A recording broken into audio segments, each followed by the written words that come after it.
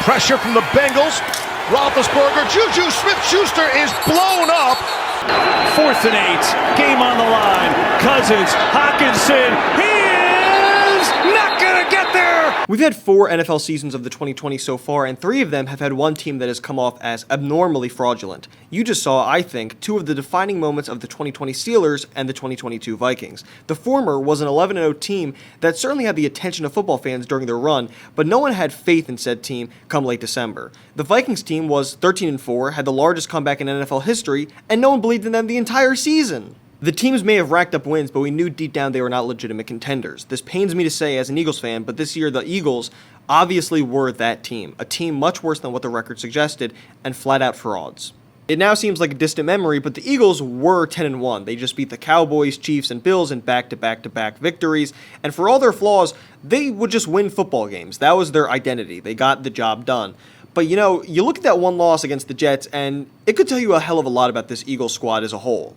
Jalen Hurts threw 3 interceptions. There were just 22 rushing attempts, averaging 3.6 yards per play, as opposed to the Jets' 21 rushing attempts for 4.2 yards per play. The Eagles had 100 more yards than their opponent, but barely had a minute more in time of possession.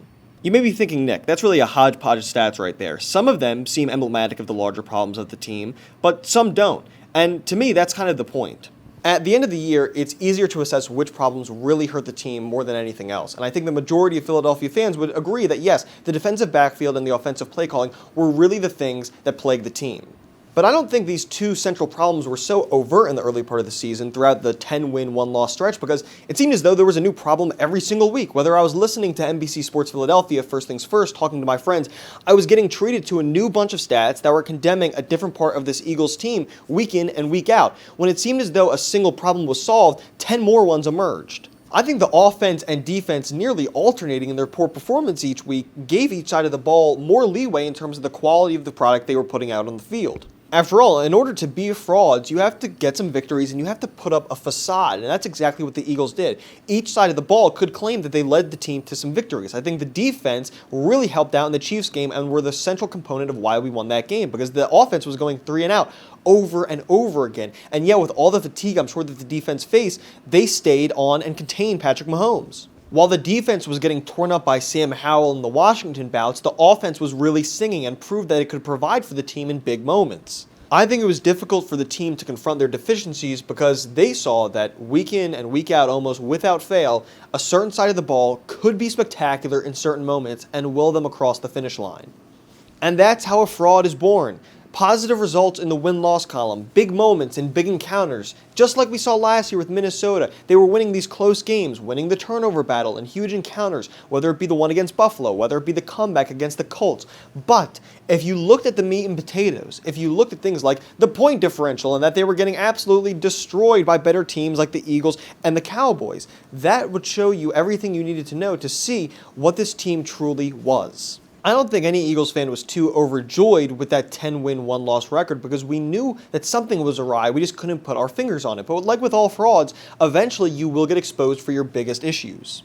And the great thing about being a college student is that you get to see a lot more games on break. So I got to see the Eagles in their full, unmitigated screen glory.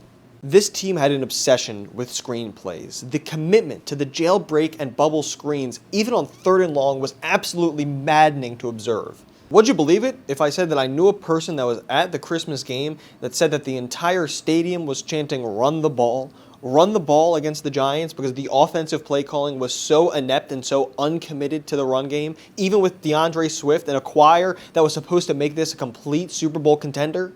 I mean, could you conceive of such foolishness at an NFL game that the offensive coordinator of the reigning NFC champions doesn't know better than the masses at the stadium? What about Gannon providing a pretty solid way to overcome the Cowboys, that is, running it right at Parsons and sticking to the run, especially on 1st down, a strategy that was employed by both the Bills and Packers in their boat racing of Dallas?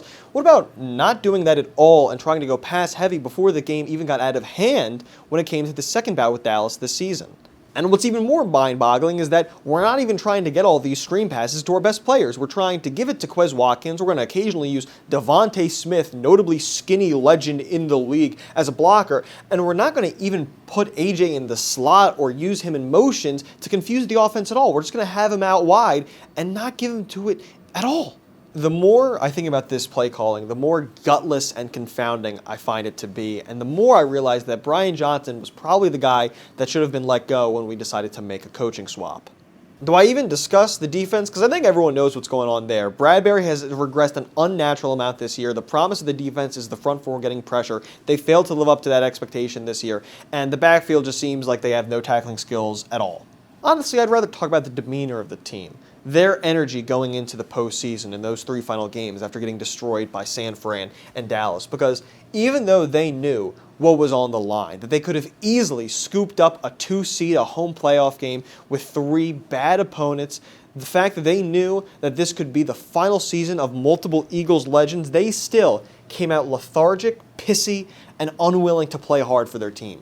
If you wanted to know why I picked the Bucs over the Eagles despite being an Eagles fan, look no further than the Eagles Pro Bowl selection video, where only Jason Kelce can muster a smile, while the rest of the team looks dispirited, pissed off, and ready to end the season.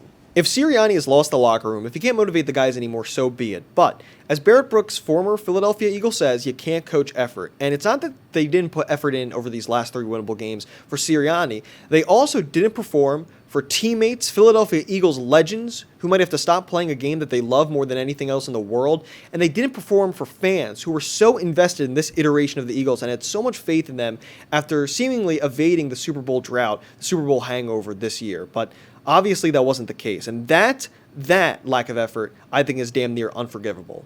And all of these factors make the Eagles probably the most fraudulent of these past couple teams. The Steelers, we knew something was wrong with that 11-0 record. Ben was not throwing it on a tightrope anymore, and there was a certain arrogance to the offense that seemed bound to catch up to it, and certainly did with that Von Bell hit on Juju.